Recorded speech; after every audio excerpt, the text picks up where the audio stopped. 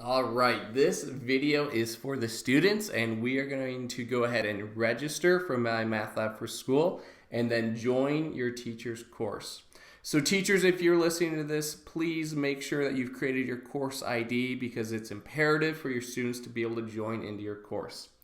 Now, students, you need a few things to get moving here. You need a valid email address, you need an access code, and you need a teacher course ID.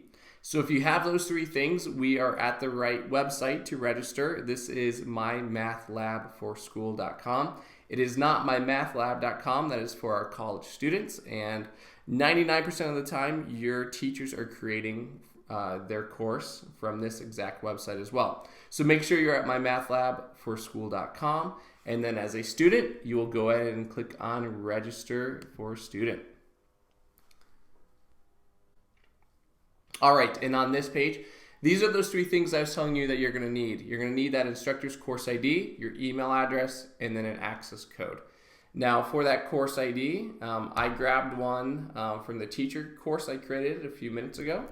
And I'm going to go ahead and put it in right now. And again, your teacher should be supplying this to you. Okay, and then right here, this is the course that my teacher created, and that is correct. So I'll go ahead and I can either sign in with a Pearson account or create a new one.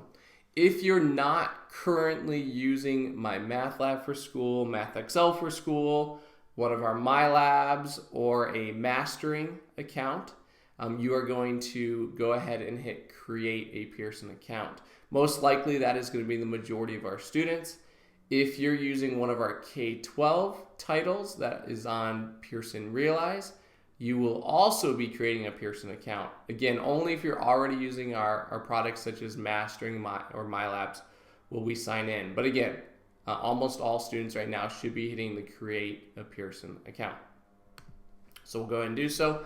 Let's put in an email address.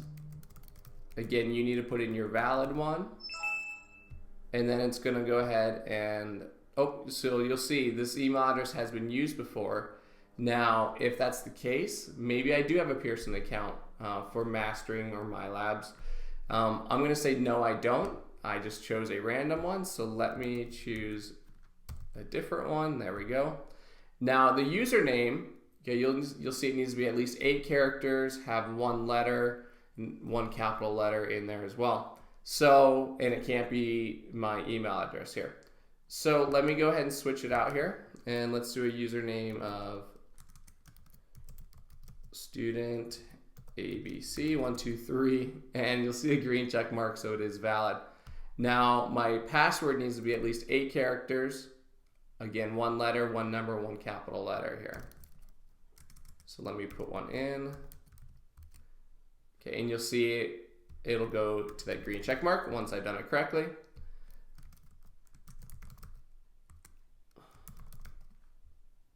All right, now I get to do a drop down for my security question.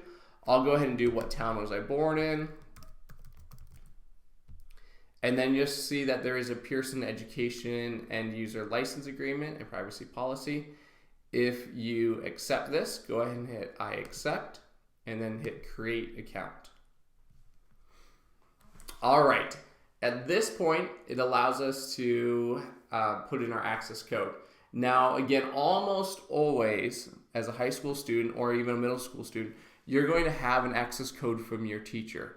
Rarely are you going to need to do this credit card or PayPal option. Again, make sure you go to your teacher and say, I need my access code, because again, 99% of the time your teacher has that for you.